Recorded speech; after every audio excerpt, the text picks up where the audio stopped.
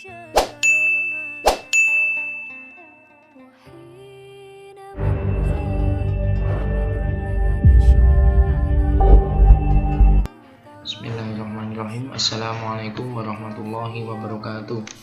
Alhamdulillahirabbil alamin. Asyhadu an la ilaha illallah wa asyhadu anna Muhammadar Rasulullah.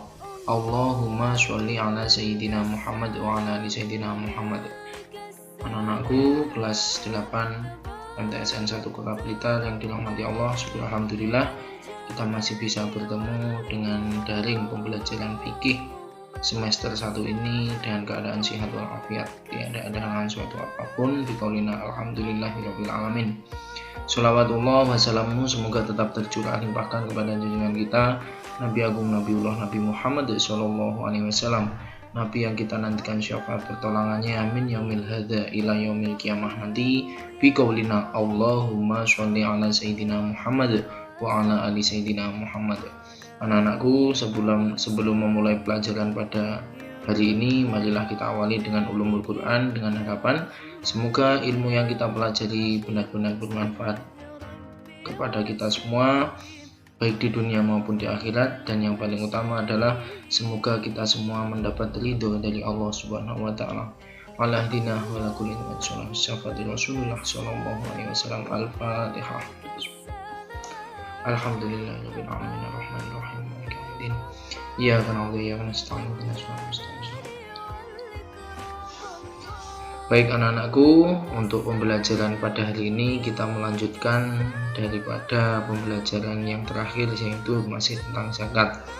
Kemarin kita membahas tentang beberapa orang yang berhak menerima zakat atau dikenal dengan mustahik zakat, yang jumlahnya ada 8 atau disebut dengan asnaf 8. Hari ini kita akan membahas tentang zakat mal. Kita mulai dari pengertian secara bahasa. Mal itu harta, sedangkan menurut istilah zakat mal adalah zakat yang dikenakan atas harta mal yang dimiliki oleh orang lain, seseorang, lembaga dengan beberapa syarat serta ketentuan yang berlaku dalam hukum Islam. Jadi kalau sudah mencapai nisab dan telah mencapai haul 1 tahun, itu baru dikategorikan zakat. Nisab di sini batas anak-anak, nanti akan saya jelaskan. Seperti dalam firman Allah Subhanahu wa taala, a'udzubillahi minasyaitonirrajim, wa fi amwalihim haqqul lis-sa'ili wal mahrum. Bahasan ulangi, wa fil amwalihim haqqul lisaili wal mahrum. Dan artinya pada harta benda mereka ada hak untuk orang lain, untuk orang miskin yang meminta, dan orang miskin tidak meminta-minta. Maksudnya harta yang kita miliki anak-anak sebetulnya itu juga hak daripada orang lain, terutama untuk orang miskin. Makanya di sini zakat mal bertujuan untuk mensucikan harta. Kalau zakat fitrah dulu mensucikan jiwa. Syarat wajib zakat mal ada sekitar 9 anak-anak. Yang pertama jelas Islam, yang kedua adalah balik, yang ketiga adalah berakal sehat, artinya tidak gila atau masih bertaraf normal. Yang keempat adalah merdeka. Ini kalau sekarang insya Allah sudah tidak ada anak-anak, karena merdeka ini jarang sekali ditemui di zaman jahiliyah, zaman dulu. Yang kelima adalah harta yang dimiliki merupakan jenis harta yang wajib dizakati. Ada apa saja? Yang pertama ada emas, perak, uang, harta hasil dagang, hewan ternak serta tani dan buah-buahan. Yang keenam adalah sudah mencapai nisab dalam 1 tahun. Nisab ini takaran, mohon maaf, ini nisab ini adalah takaran. Yang ketujuh adalah mencapai haul. Haul di sini artinya kurun waktu yang dimilikinya adalah hasil setiap tahun, sudah 1 tahun penuh, kecuali pertanian, karena pertanian ini pakemnya adalah berdasarkan hasil panen. Ada yang 1 bulan sekali, ada yang 3 bulan sekali, dan seterusnya. Yang kedelapan, harta yang dimiliki merupakan jenis harta yang wajib dizakati. Mohon maaf, ini sama dengan yang poin ke-5. Yang terakhir adalah harta tersebut merupakan kelebihan dari kebutuhan pokok. Kebutuhan pokok merupakan kebutuhan minimal yang diperlukan seseorang dan keluarga yang menjadi tanggung jawabnya untuk kelangsungan hidupnya.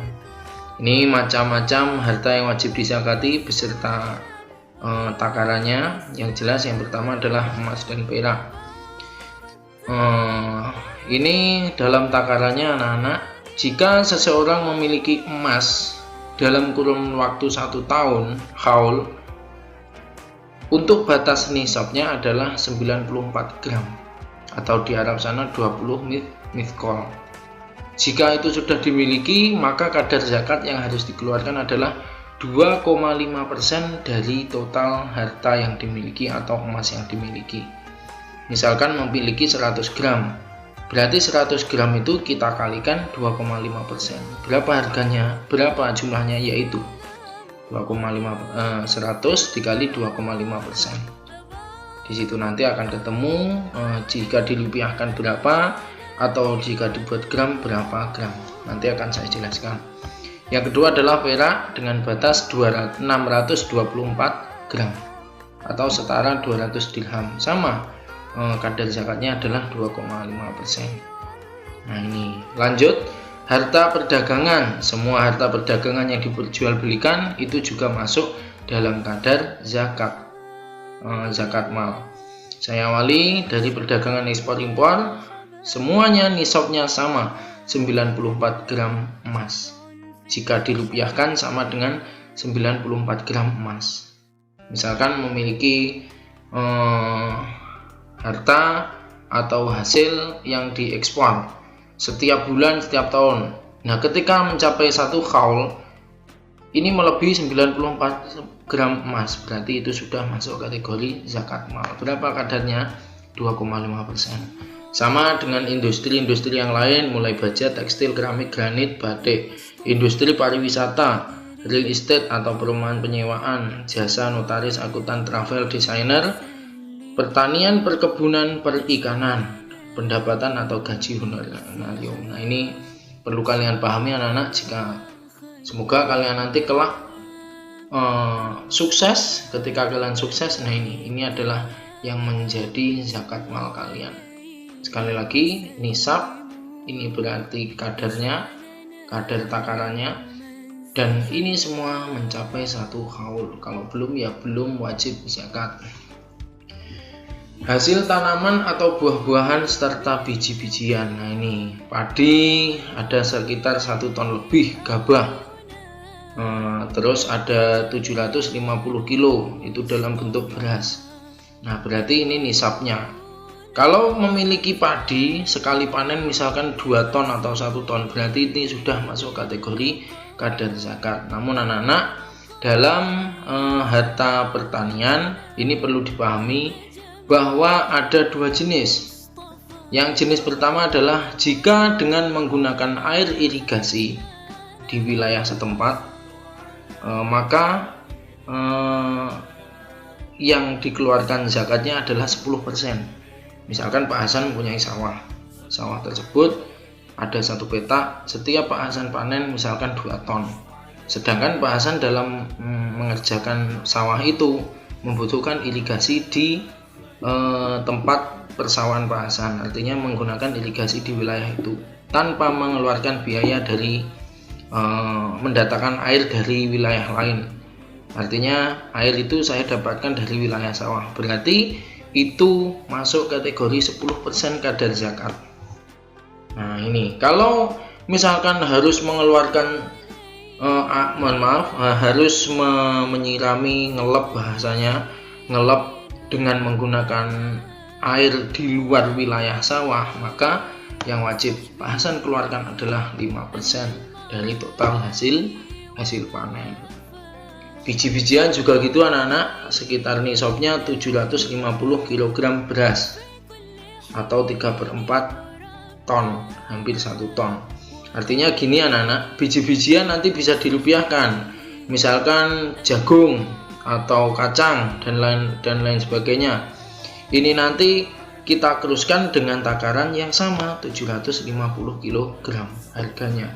Sama ukurannya 10% dan 5%. 10 jika menggunakan air di wilayah sawah, 5% jika menggunakan air tidak dalam wilayah sawah, artinya membutuhkan biaya lagi untuk ngelep.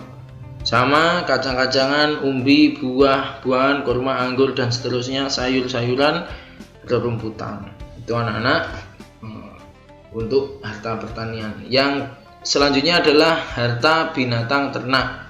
Nah, kalau ini menggunakan haul, berbeda dengan pertanian tadi. Haul ini artinya jika kita memiliki binatang ternak dalam waktu 1 tahun dan itu asli milik kita sendiri, maka wajib kita zakati. Jumlahnya berapa? Nah, ini untuk unta. Untuk unta jika kita memiliki 5 sampai 9 dalam kurun waktu 1 tahun, zakatnya adalah 1 ekor kambing. 1 ekor kambing yang umurnya 2 tahun lebih, atau bisa dengan 1 ekor domba yang umurnya 1 tahun lebih. 10 sampai 14 unta, 2 ekor kambing atau 2 ekor domba. 15 sampai 19 unta, 3 ekor kambing atau 3 ekor domba. Umurnya ini sama anak-anak, bisa dipelajari. Seterusnya sampai jumlah 130 sampai 139 unta jika kita memiliki, maka 1 ekor anak unta dan 1 ekor anak unta yang umurnya 3 sampai 4 tahun, yang satu adalah 2 sampai 3 tahun. Berarti ini ada 2 karena di sini bahasanya dan bukan atau. Kalau di atas tadi atau itu berarti boleh menggunakan salah satu, tapi kalau dan berarti harus kedua ini. Nah, yang lain ini nanti bisa kalian pelajari, disesuaikan. Yang kedua adalah sapi. Nah, itu sapi itu angka minimalnya adalah 30 ekor. Jika kita hanya memiliki 29, maka tidak wajib untuk mengeluarkan zakat. 1 ekor anak sapi jika kita memiliki 30 sampai 39 ekor yang umurnya 1 sampai 2 tahun. Nah, ini bisa kalian pelajari. Sama sampai batas maksimal 120 sampai 129 sapi dengan 3 ekor anak sapi atau kerbau, atau 4 ekor sapi, anak sapi atau kerbau yang umurnya 2 sampai 3 tahun dan 1 sampai 2 tahun. Pada setiap 30 ekor dikenakan 1 ekor anak sapi atau kerbau yang berumur 1 sampai 2 tahun, dan setiap kelipatan 40 ekor dikenakan 1 ekor anak sapi atau kerbau yang umurnya 2 sampai 3 tahun. Selanjutnya adalah kambing, batasnya adalah 40 ekor.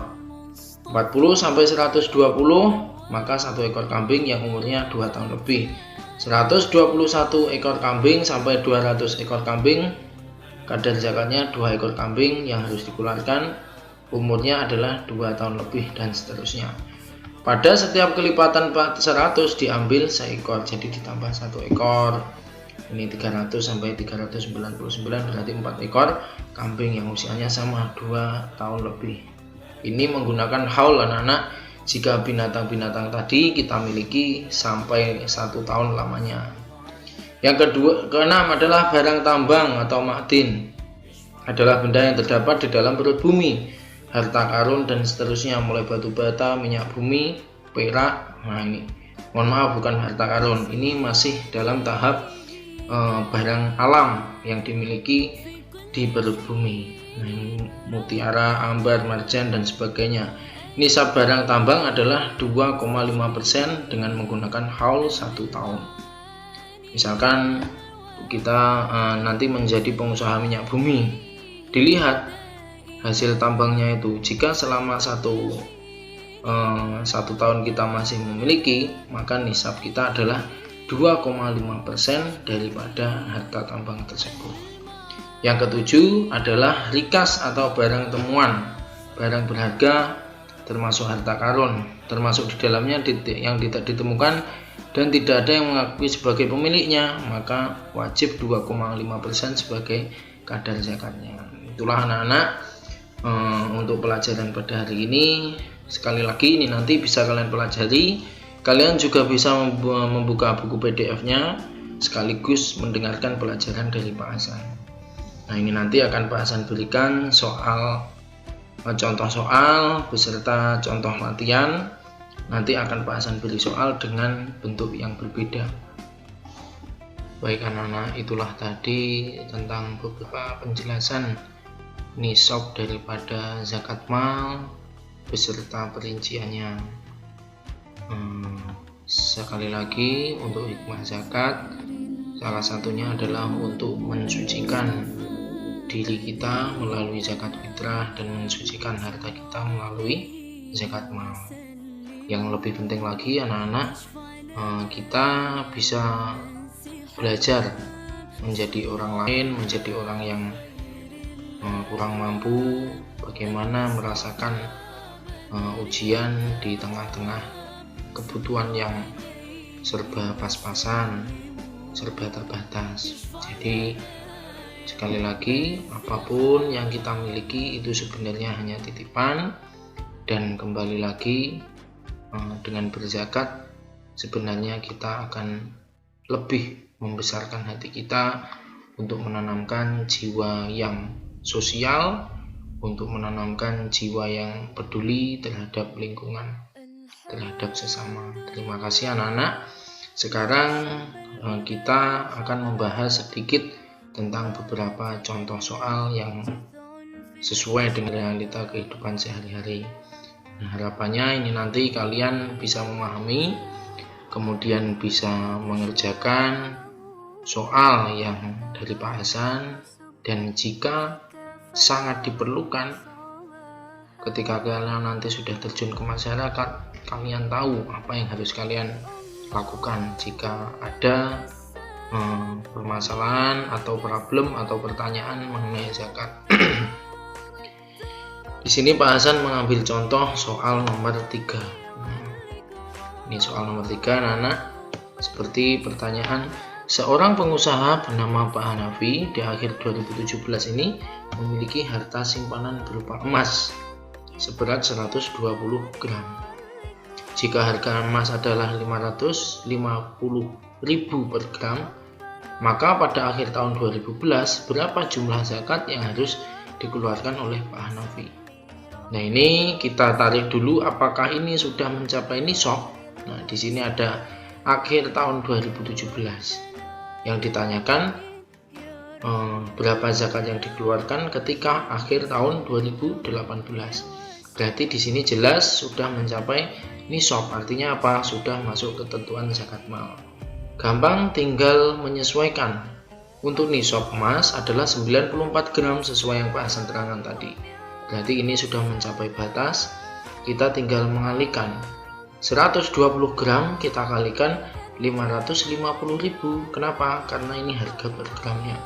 Nah, nanti jika sudah ketemu 120 gram dikali 550.000, itu adalah hasil dari semua emas yang dimiliki Pak Hanafi.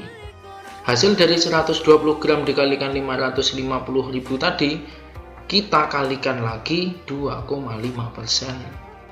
Kemudian hasil total tadi kita kurangi dengan 2,5%. Nah, itu adalah salah satu contoh. Artinya apa? Nah, nanti jika ada soal yang seperti ini, kalian bisa mengerjakan. Yang kedua, Pak Hasan ambil contoh dari soal nomor 4. Seorang petani mempunyai sebidang tanah. Nah, ini seperti yang Pak Hasan jelaskan tadi. Ditanami padi dengan pengairan irigasi. Pada musim panen menghasilkan 2 ton gabah. Berapa zakat yang harus dikeluarkan oleh petani? Sesuai dengan tabel yang Pak Hasan jelaskan tadi, bahwasanya padi nisabnya adalah 1.350 jika ini gabah. 1.350 ton gabah. Berarti ini sudah sesuai karena ini sudah 2 ton. Kemudian lagi, apakah ini menggunakan irigasi atau tidak? Di sini tercantum menggunakan irigasi di sekitar bidang tanah sawah tadi. Artinya berarti ini menggunakan kadar zakat yang 10% karena menggunakan irigasi. Tinggal mengalihkan anak-anak. Hasil 2 ton gabah tadi di berapa rupiah ini 2 ton gabah ini jika dirupiahkan berapa, maka nanti dikalikan 10%. Atau lebih gampangnya 2 ton kita jadikan menjadi kilogram.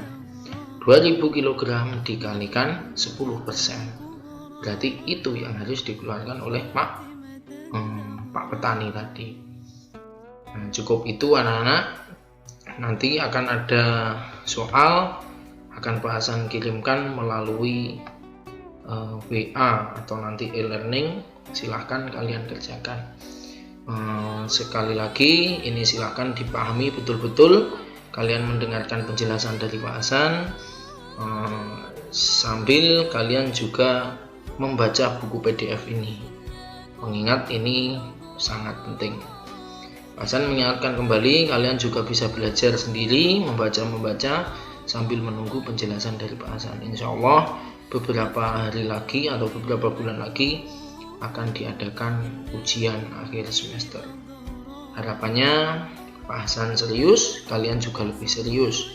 Kita semua bismillah thalabul ilmi, ngelampaui kewajiban. Semoga Pak Hasan sebagai guru ini benar-benar menjalankan tugas Pak Hasan. Sampean sebagai murid benar-benar takdim kepada Bapak dan Ibu guru, yang nantinya kita semua berharap semoga ilmu kita bermanfaat, kita mendapat ridho dari Allah Subhanahu wa Ta'ala. Cukup itu yang bisa Pak Hasan sampaikan. Mohon maaf jika ada salah kata, jika ada kesalahan mengenai penjelasan Pak Hasan. Kurang lebihnya Pak Hasan mohon maaf. Wal afu minkum, ihdinas siratal mustaqim, wallahul muwaffiq ila aqwamit thoriq. Wassalamualaikum warahmatullahi wabarakatuh.